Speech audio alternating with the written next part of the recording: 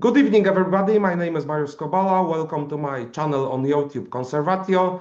And today with me, a very, very special guest, a political legend of the European political right, leader of the Identitarian movement in Austria, Martin Sellner. Marius, thank you very much for inviting me and the praise. Thank you very much for accepting this invitation. And Martin, you have recently published your first book in English. The title is Regime Change from the Right, a Strategic Sketch. Congratulations on that one. Thank you very much. And you're so fast that there's another English publication already there, available on Amazon. It's Remigration. Exactly. So, Martin, we are going to talk about your book, but first, I would like you to tell a little about yourself and the Identitarian movement, especially for people from Central Europe who might not know you and your work, as I'm doing mostly interviews in Polish, although you have some interesting content in English also on my channel. Yeah, thank you for the invitation and the possibility, first of all. I'm very happy, and I'm always happy to create networks and to outreach to patriots from all of Europe. Generation Identity was founded in 2012 in France as an anti-immigration, pro-European movement, and then it quickly spread to Austria, Germany, and now we're present in many countries. We are a patriotic activist movement. Some media call us the patriotic Greenpeace because we use this tool of spectacular, peaceful activism to draw attention to our opinions and our topics. And we're not a mass movement, so we take part in demonstrations. There are demonstrations every year, for example, in Vienna, in Paris. But our task is, with this kind of activism, with videos, with texts and ideas and words, we try to influence the metapolitics, because we're convinced that the power doesn't lay in the parliaments, but in society. And that's our approach. And I think it's been quite successful approach, because, for example, terms like remigration, who have been popularized by us European-wide, are now entering the mainstream. And you had some very spectacular events during the years. As far as I remember, you said about year 2012 in France, there was an occupation of a mosque in Poitiers. So the place where famous French leader defeated the Arabs during very, very early medieval age. Later, you had the very famous action on the Mediterranean with a ship and fighting against the illegal immigration.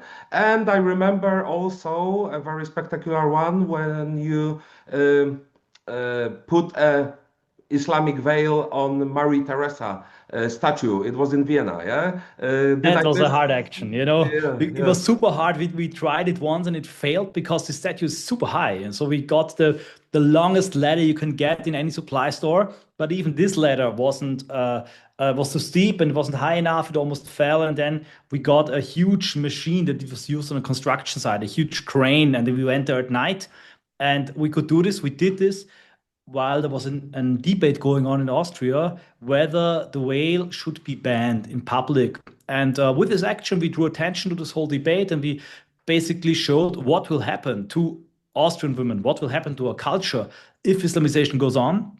The veil was banned, but unfortunately, this action was years ago. Now, the biggest group of pupils in Vienna are Muslim. So the largest religious group in all Viennese school combined are Muslims. So we just see with what we have been warning of is now coming to reality. And with this kind of activism, very successful, with a low effort and high outcome, we can create attention for our ideas and for our solutions. Yes, and because of this activism, you draw a lot of attention with, in fact, small resources. It's not a lot of people, not a lot of financial resources, but you draw attention of media now all over the world. And I think that's the point, to spread your message about what's happening to Europe, about the notions that are important for you, like remigration, the need for remigration. And you were very successful with it, because now even Donald Trump is using this term. Yeah, I don't know if he got it from us, but I think I also don't want to claim ownership to a term. The term existed before we used it, but I think we politicized it.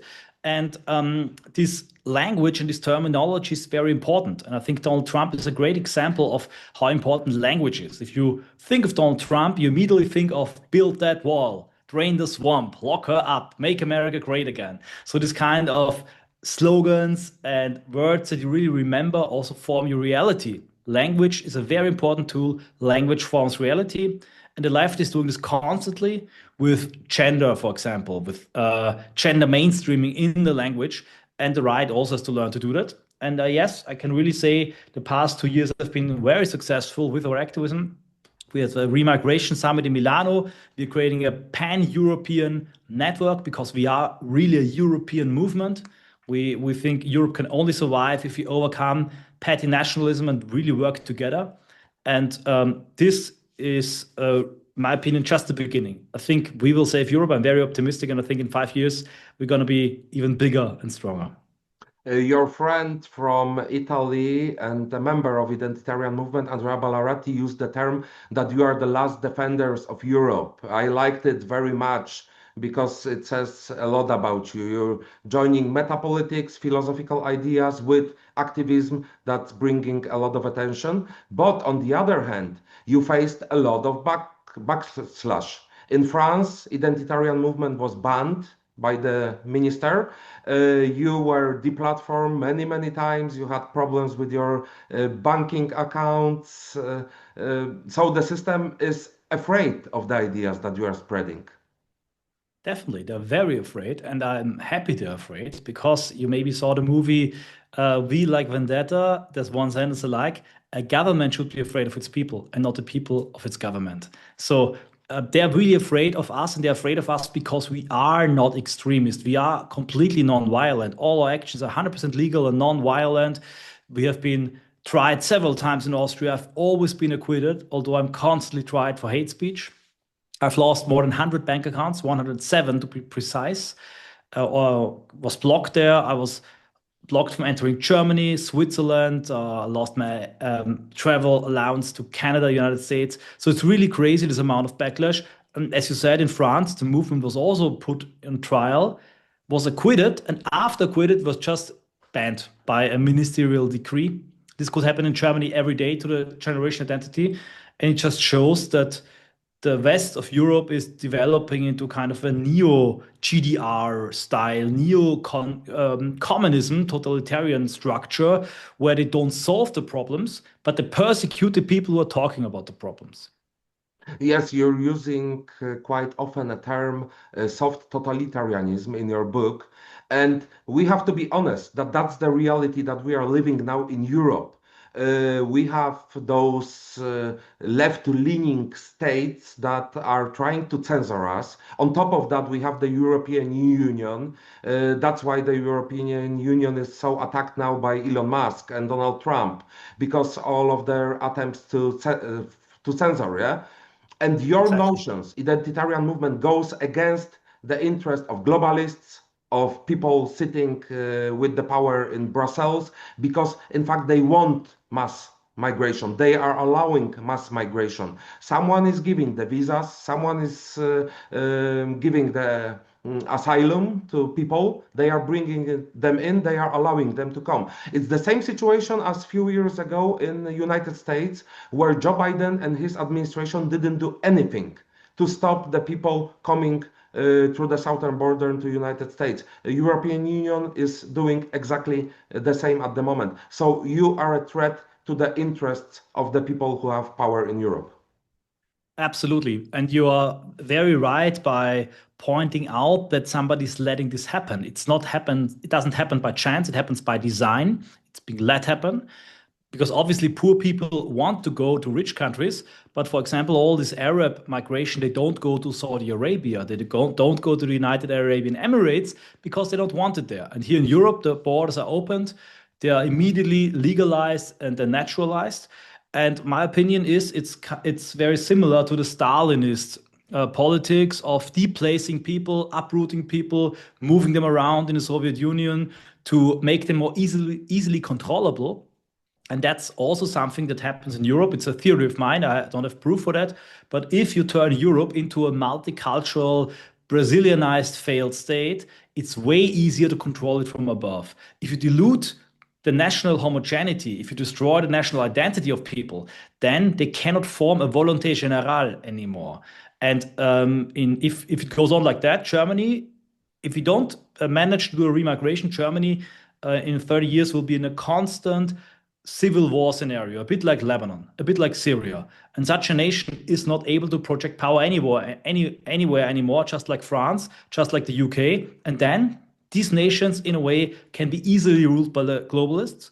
But I think it's very important, especially for listeners from Eastern and Central Europe, this will also happen there. For me, Europe is a house which is on fire. At the moment, the basement is burning. This is us. And you see the smoke, you feel a bit of the heat already in Poland. But these migrants will not stop at the German border. In the end, 40% of Africans want to emigrate, according to polls by Afrobarometer. These are millions and millions, if not billions of people. And we need to work together as Europeans to stop that. You talked about Poland. I can say from my experience, just a few years ago, we didn't have any problem with any kind of immigration. Now, of course, we have a lot of people from Ukraine because of the war. But 2-3 years ago, the Russians and Belarusians started to bring people from Middle East and push them through our eastern border. That's why the Polish government built a wall there. And now we also have a problem from our western border because it seems that German authorities are also pushing some people out to Poland. There's been a lot of protest. And if you go to big cities like Warsaw, you couldn't see any immigrants just a few years ago. Now it's changing.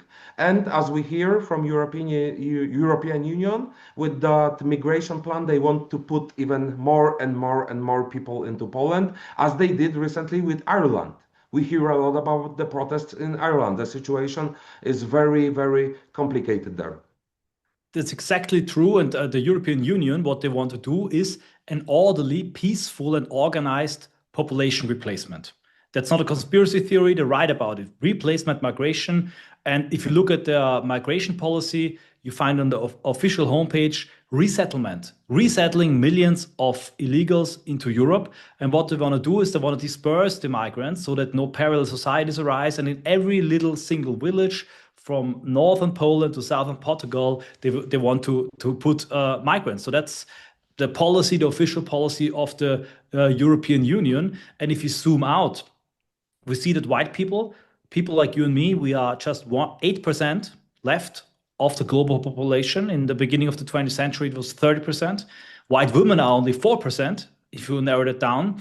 And this is really, really a dangerous development. So even more an wake-up call for us to work together and to see our common interests here. Yes, we have a lot of history together. Part of it is not, let's say it, nice. It's very complicated. But in the situation that we are living now in Europe, the situation that we have with the mass immigration, with the problems, all the problems, we need to come together. Because it's the same in Portugal, it's the same in Spain, it's the same in Germany, Sweden, United Kingdom, even they are not in European Union, but the leftists are in charge there. It's obvious. Also Poland and Czech Republic and Slovenia will be affected if France and Germany turn to multi-ethnic states, which are also partially controlled by money from Qatar and from other areas, these are still very, very powerful nations. Also the UK, which is a huge Muslim lobby right now. This will obviously also affect different nations. So I see all of Europe as an organism where if a few organs fail, the other might keep going, but it will affect all of us. So I agree with you. And I also agree with you, definitely, there have been very bad parts in history, but also if you go way back in history, if you look, for example, what the Romans did to Germans or to the Slavic people, if you look at what's happened there with slave trade or what French did to others, I think at the moment it's very important to really zoom out and to see the bigger picture. That's at least what we're doing. And that's also why we created Generation Identity as a European movement to the get-go, to begin with, to focus on what's really important right now. In my opinion, that's remigration. And to be honest, the situation that we are living now in Europe, the European nations are weak. They have huge demographic crisis going on. They don't have power to do politics on their own. So we have to come together because we have global problems and we have also, let's be honest, global enemies. Yeah. Exactly. If you look also at the technological development, AI, the space race, Space Force, everything that's going on right now, the European greater space is in big trouble. And very interesting that you mentioned the EU. I'm also a staunch enemy of the European Union, so-called, but I'm a big fan of real European unity, and we need European unity. If not, Europe will become basically a playing ground for forces like Russia, China, America. They will have their special relationships with different smaller nations and pitch them up one against each other. And so I think it's also very important that we, in our own interest, have an inclusive view of Europe. Because if we don't manage to create this vision of Europe, and here I think we share a common interest in the Holy Roman Empire in the medieval times, in these ideas of a greater Europe, then it will be the downfall of all the nations. So I think the single European nations need this bigger European unity to survive as nations. Yes, and you talked about European unity. We had it in the past. For example, you mentioned medieval age, so we had Christendom. We have events like the Great Battle at Lepanto, where the European fleet of Venetians and Spanish people and Italians defeated the Turks. And we have a very important event that happened, correct me if I'm wrong, 1683. It was, of course, the siege of Vienna, where the Poles came to help Habsburgs and save your city. These are the you mentioned all of the most important also points of memory for us Identitarians. Tour and Poitiers, Lepanto, yeah, I think 1571, then 1592 Vienna, and then 1683. That's something that also links us, and I prefer to look on the positive things that where we're linked, where German, Polish, Austrian knights, and even a French knight and some French people liberated Vienna and ended the siege of Vienna. And if the Ottomans would have conquered Vienna, the whole course of history would have taken a different approach. There's a beautiful book by Stefan Zweig, Sternstunden der Menschheit, where he talks about the most important peaks of human history. And he describes this as one of the most important hours of human history. Yes. And I titled the beginning of our conversation as Fall of Europe. And in 1918, a great German philosopher called Oswald Spengler published his book. We have a new edition by Arctos recently, The Decline of the West, in which he stated that the Western civilization is dying because it is an organism, and organisms are born, they grow up, and finally they are dying. He had another book also, I think the last one that he published during his life, it was The Hour of Decision, where he warned the Western world of the upcoming war against the other civilization outside of Europe.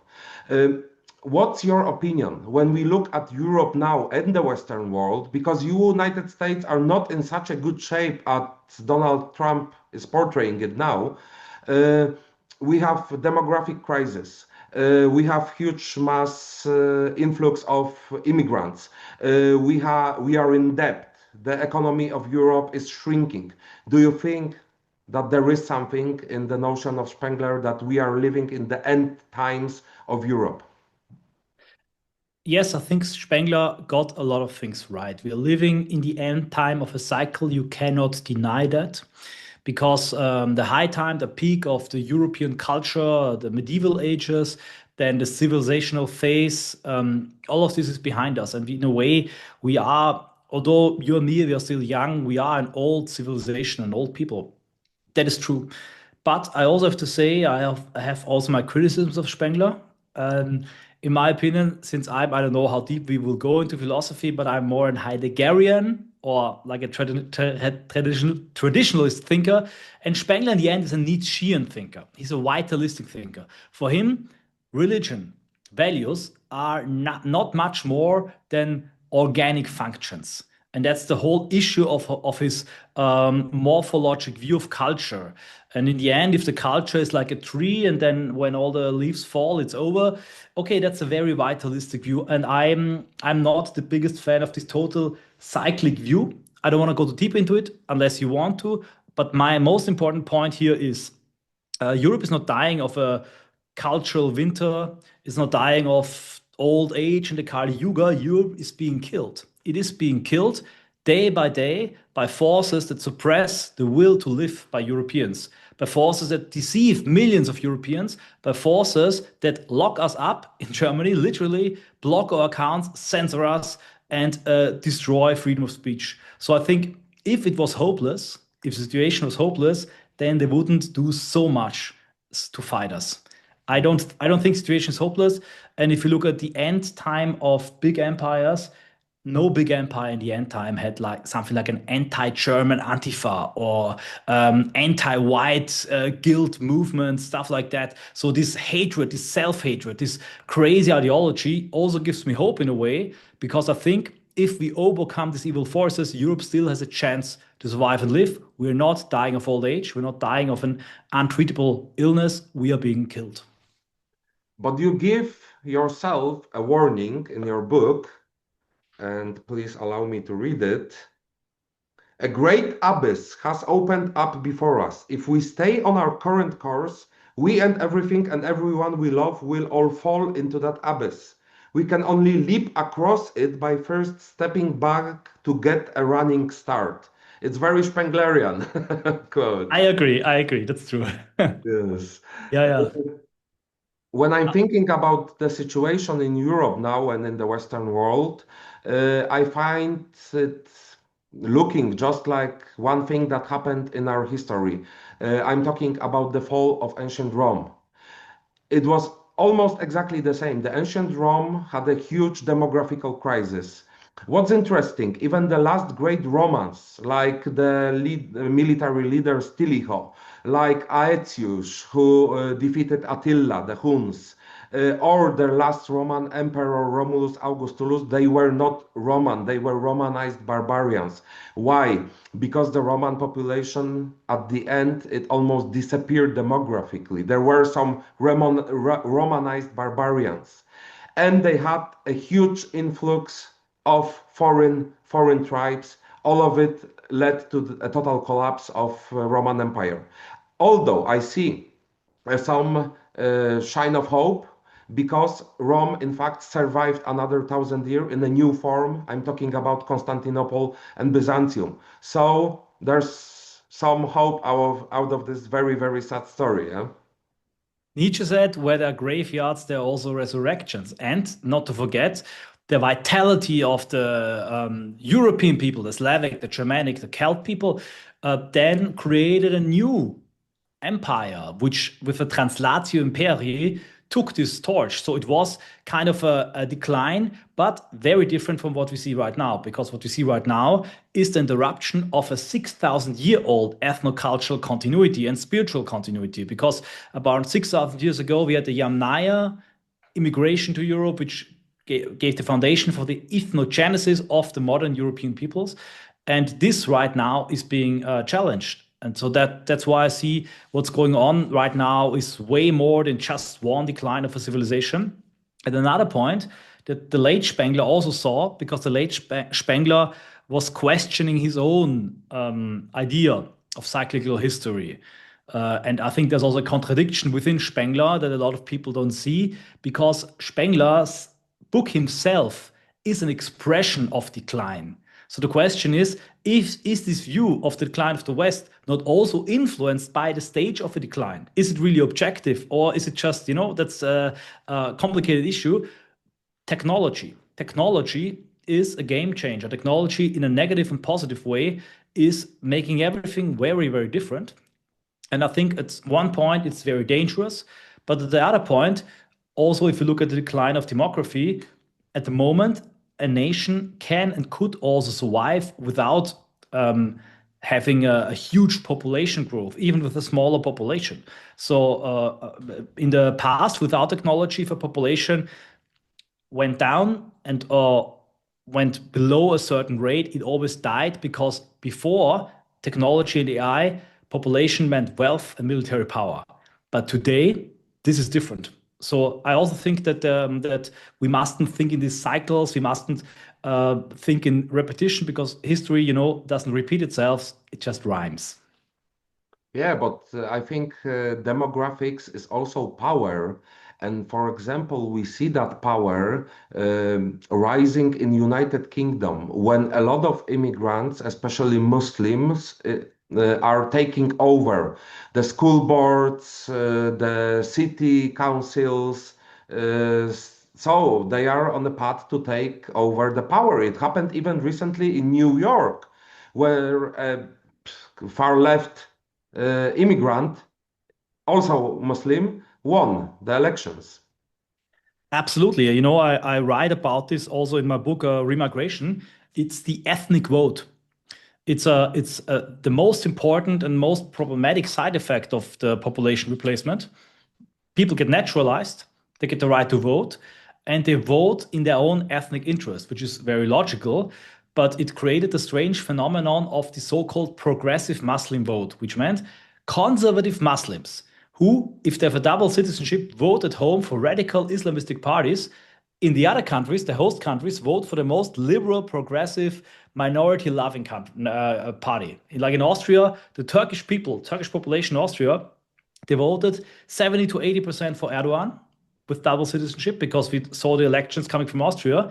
But we know that the Turkish people in Austria, by a huge majority, have been voting for the Socialist Party, for the SPD, which they wouldn't do at home. So you have a double loyalty, you have a double consciousness, and these huge non-assimilated ethnic voting blocks make, at some point, remigration impossible. Because if you go beyond the point of no return, in my book, I argue that it's when 1/3 of the electorate are non-assimilated migrants.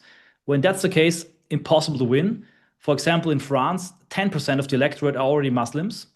They never vote for the Front National, which means that the Front National needs to get 60% of the indigenous voters to just the 50%. And this percentage is increasing election cycle by election cycle, because the Muslims with replacement birth and more immigration become more and more. And that's how demography is eating democracy alive. Before we go to your book, I think there's one point, very important one, that we got into together. You said that Europe is being killed.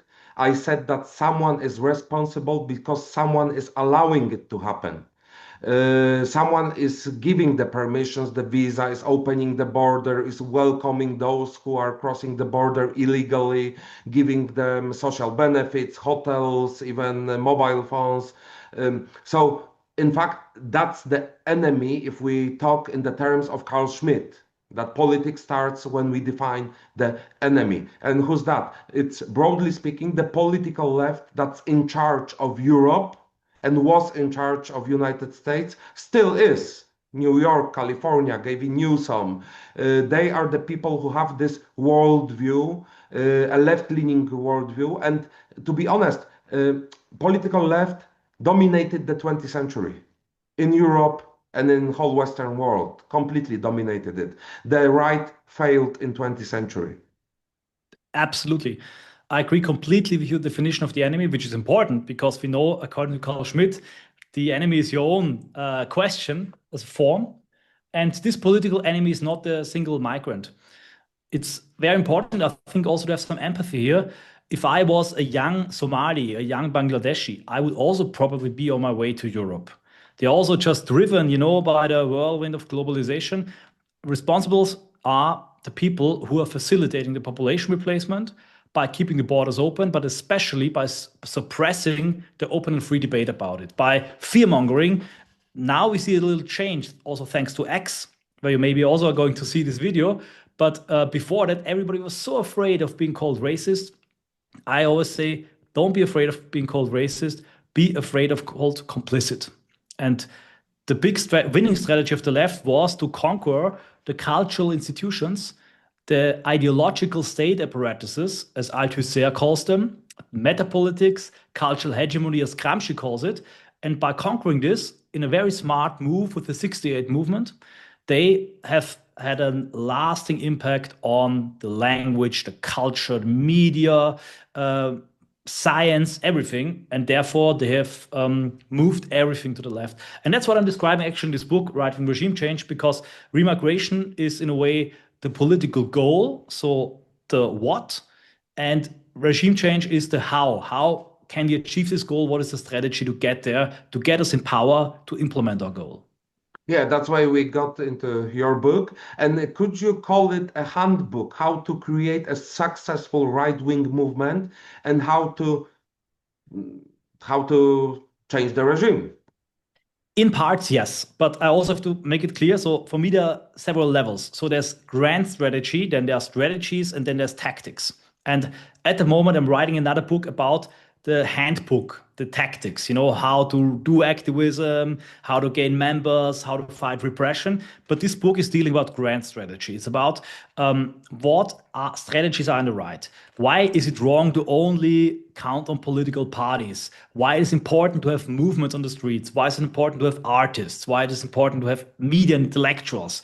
Why is it wrong and a dead end to become violent and really extremist? So all of this is written in this book. And then, yes, in the end, I outlay a blueprint for a patriotic color revolution in Europe when the system becomes fully totalitarian. And the interesting thing is I wrote this book in 2023, and now we have systems in Europe which are becoming more and more totalitarian. In Germany, they want to ban the biggest opposition party, they want to shut down X. And suddenly we have Americans who say we need to support the resistance. We need kind of a regime change in Europe. So it's a very interesting development. I want to stress it. We are not in full totalitarianism, because then I couldn't sip my tea right now and talk to you in a stream. So we should never exaggerate it. But we are going there. We're going there. And when we're there, then we need a patriotic, democratic color revolution. One notion that's coming back in your book, and it's very important, it's metapolitics. You take it from Antonio Gramsci, the famous Italian philosopher. He created the concept of long march through institutions, although from what I know, he didn't use that term. Rudi Dutschke, a German activist in 1960s, he used it. But he used it paraphrasing Mao's Long March. Yes. But they succeeded. The left took over all the institutions. If you look the court system, the legal system, the cultural institutions in the West, main TV stations, theaters, cinema, they succeeded. Even in Hollywood, they are mostly left-wing. Politics is downstream from culture. That's the most important thing to understand. And if you look at Austria, just Austria as an example, it's very interesting. In the Austrian university, in the 60s, still the late 60s, at the university elections, the Freedom Party had 33%, a majority. Now they have not even barely 1%. And the right-wing populism in Europe is limping. They have one leg and the other leg is crippled, because if you look at Lega, Cega, AfD, Fratelli, the FPÖ in Austria, they have no representation at the universities, no student parliament, no student movement, nothing, because, and I described this in the book, they are in this stupid mindset of parliamentary patriotism. It's just about maxing out the votes, winning at the election. And with a student party, obviously you don't win many votes in quantity, but in quality. And that's what Schiller said about democracy. You need to weigh and not count the votes. And therefore the Green Party in Austria, with just 10% in the polls, because about 80 to 70 to 80% of journalists vote for them, have such a high influence because they have an elite. And that's a very important part. Elite theory is becoming very popular, rightfully so. Gramsci was also drawing on Moscow when he was writing. Very interesting part, because if you have the societal elite that is controlling the language, controlling the discourse, then you basically can program the outcome of the elections. And that's what the left did. And here the right has to catch up. And that's also why at the moment, for example, we are heavily pushing for the universities. There's a growing identitarian student movement in Austria. In France, there's a great patriotic student movement. And we need to also conquer the university, the culture, literature, and the streets. It started in 1960s in the United States with the famous Frankfurt School. You had Adorno, you had Marcuse, but that's a very important topic because the left always wanted to take over not only the universities, but education as whole, especially on the lower level. Because if you take the education system, you are forming the people as you wish, according to your ideas, according to your ideology. That's why a lot of right-wingers in United States are against government-sanctioned education, and they try to teach the kids by homeschooling, yeah? Exactly. That's the typical libertarian response in America. In Germany, by the way, homeschooling is not allowed. Germany has the strictest schooling law of the whole world. If you don't send your children to school, it's very easy to take them away from you, and you can wonder why that's the case. And obviously, this left-wing control of university is a vicious circle, because once you have replaced one generation of university professors, they raise the next generation even more left-wing. And every teacher in all of Germany, every journalist, every guy who writes, screenwriter, artist, who has once been to university has been through this cycle. And if you just have this one thing, it's like when you have the liver of a body, you have the whole bloodstream. And that's how, with the universities, conquering the universities, they've been able to, with the decades, influence and brainwash every teacher and then the whole educational apparatus. They created a new generation that took over the power, took over the institution, took over the government. And this generation, especially from 1960s, it started there, is responsible for the situation that we are now in, because they opened the gates of Europe to the whole world. They led us into enormous debt. Another very important thing, they are the ones who shipped our workplaces to Asia. True. And they also destroyed the traditional values. They destroyed the traditional family. They opened the floodgates of their generation to society. So this was really the worst generation in human history. And I get it why the youth, the Zoomers, have kind of an anti-boomer effect. But this obviously also doesn't lead us anywhere. It's just another split that fractionalizes and weakens the nation, the national identity. But yes, this generation was a problem. And there's a famous saying by Arthur Möller van den Broek, an important thing of the conservative revolution. He said, the true war is always decided after the war. And the true war was the war for the mind. And this war was won by communists, socialists, liberal left-wing thinkers. Obviously, they did not achieve their full goal because the economic system sucks and just doesn't work. But in terms of culture and education, they really achieved a lot.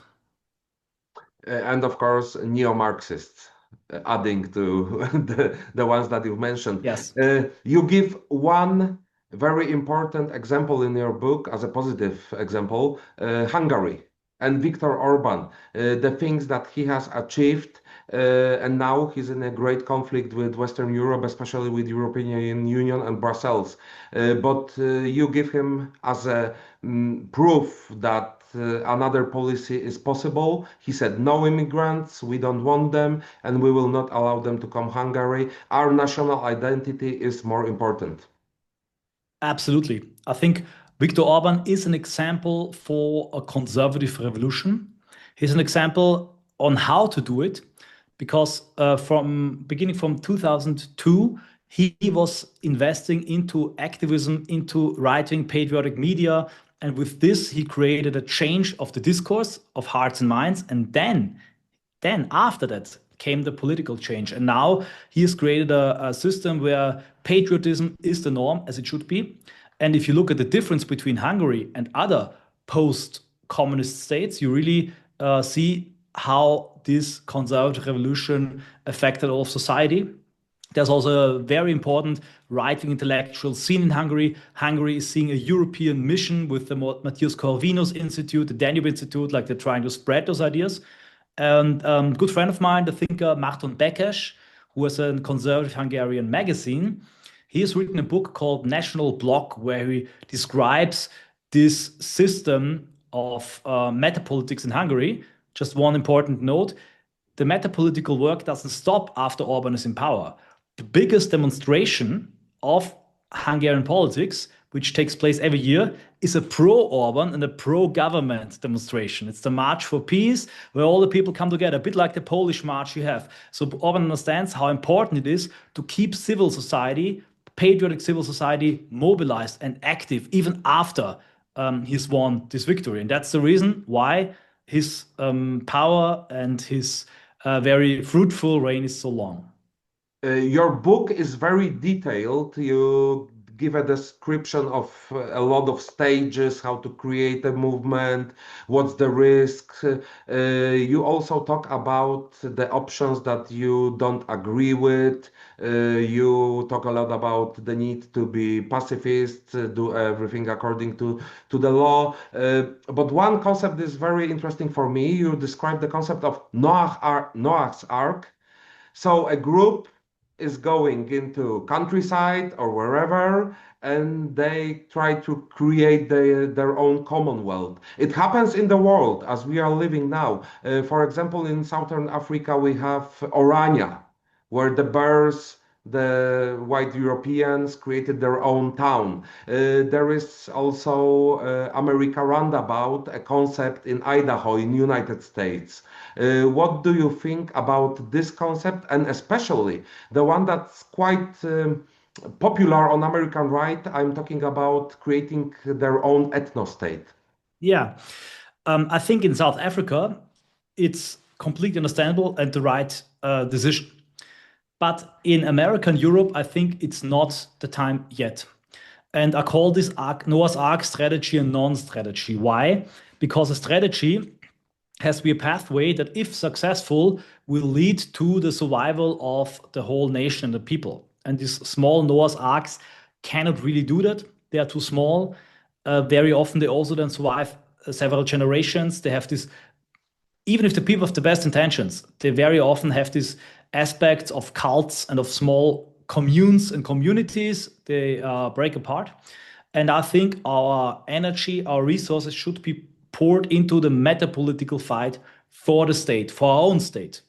And if this falls and fails, if we miss the time frame for Reconquista in the next 20 years, just as the American security doctrine said it, then we need to do this. And I've also written a book, it's an appendix to this one, it's called The Strategy of Gathering, where I describe how in a tribal and multi-ethnic, potentially hostile state, we as indigenous people could create our own, so to say, reservations. But I think at the moment, it would be a wrong strategy because it takes away resources, power, and energy from the real fight. I always use the metaphor of Troy. I don't know if you maybe read about it in the book. The city of Troy, they were fighting for the city of Troy, for the city walls. And as long as there was a chance, it was the duty of every man to fight. And not fighting at the walls would have been treason. But after you saw that the city has fallen, it was the smart decision to flee through the south gate, like Aeneas did, who then founded the city of Rome. Yeah. So this flight through the south gate, creating our own communities, would be the decision after the point of no return. Point of no return is reached when the democratic majority for remigration is impossible. But as we see in America right now, as we see right now in Europe, I don't think that's the case. So I don't want to talk bad about anyone who does it. Everybody who idealistically does something already is an example in itself, and I'm grateful for everything. And we also need small communities on the countryside. The Benedict option was a bestseller in the Catholic circles. But I think the guiding strategy, the grand strategy of the right has to be the political reconquista, fight for the state, fight for the cities, fight for the universities. There's one big advantage of this concept. It's the possibility of raising your children and teaching them according to your values. It happens in the United States. It's a valuable thing because we know in Europe that the public school, the mainstream, can take away your child from you, or even on the psychological level. completely agree. But I don't think that this is exclusive. So I think you can have a meta-political Reconquista strategy and create counter structures, alternative structures on the side. So that's something that definitely should be done. A lot of communities are already doing it. What I'm just criticizing the book is if you say everybody should do this and this is the winning path. I think the winning path is the Reconquista. Could you describe the notion of Reconquista to our listeners in Central Europe? Because this is the most important part of the focal part of your book. Yeah, the Reconquista is basically the identitarian term for metapolitical victory. It means that we normalize our ideas, that we criticize the other ideas to the ground, that we take away the legitimacy of those rulers who are illegitimate because they're globalists and because they hate their own nation.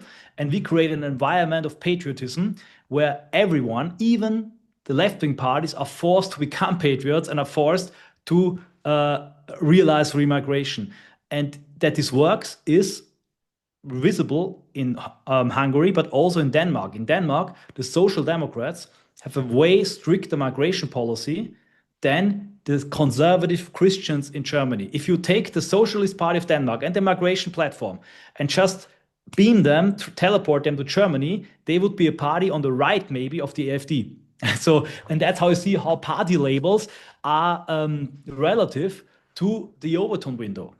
So the Reconquista is an organized and planned and very meticulous and granular strategy how to push the Overton window to the right so that our ideas become a political reality. What is the message you would like to send to the European youth? Because I assume that there is a lot of pessimistic thinking among Europeans. There's a lot of people who don't believe in any real change, that just live their lives day by day and don't believe that anything better is possible. The system is so strong that they think any kind of fight against it is not possible. I think that we are really in the most interesting, most thrilling time, and also the time with the highest chance of a victory. And it's very typical for political systems that there need to be a catastrophe before, that you drain the end out till the very end. Look at communism, look at other totalitarian systems. It's a bit like when you're arm wrestling, for a long time, nothing happens, but suddenly the other side crashes, but you have to keep the power up. And we are exactly at this point because I think 10, 15 years ago, it was already foreseeable what happened and we warned, but people weren't feeling it. And now people are feeling it. And now it's becoming very, very unpleasant, the population replacement. And exactly the next 5 to 10 years are deciding times. And also it are the times where the chance for Reconquista is the highest. So I urge every young person that they understand that they're the chosen ones. They're really chosen by fate or by God, depending on how they see it, to live in this deciding time. And if they fail, everything in the last 6,000 years, every sacrifice, every victory amounts to nothing. And I really want to make them aware that they're not 10, 15, 30 years old, but thousands of years old. And it's really up to them, but the chances are also high. And I think in the end, we'll win. Our victory will be historic, and our revenge, to quote Bobby Sands, will be the laughter of our children. That's my message to young men in Europe and young women. Great message, because we are living in the end of times, or at least of some period of history, and it's very dangerous. And if we don't win, our civilization could be gone in this century, I think. As a conclusion to our talk, I'm Polish, you're Austrian, but we find all the time a common ground, common notion, common interest, because we are Europeans and we have now common enemies, common threats facing our nationality, our identity. So you write about that also in your book, that even if you are libertarian or you are more nationalistic, we all need to come together because there's an existential threat to our civilization and our survival. I couldn't put it better. We now need to come together just as our ancestors did at the Fleet of Lepanto, at the Battle of Vienna. And in this deciding moment, these formative shocks, a whole civilization, a whole family of people, and ethno-cultural continuity can only survive if people get the awareness and see what's happening, and then, as you said, come together in this decisive moment. And that's what I'm standing for as an Austrian, and you are as a Polish patriot, and together we are European patriots, and I think together, united, we will win. So maybe history will lead us that Polish hussars will come once more to join Austrian Habsburgs in a fight for survival of our civilization. Maybe it will decide again in Vienna, but definitely we will do it fight side by side. And I really hope that also this video and what you're doing, we are doing, this ongoing network, maybe at the next Remigration Summit will also take place in 2026. We can unite our resources because we're a global minority. And as you said, we need to get active now or we will vanish from the earth.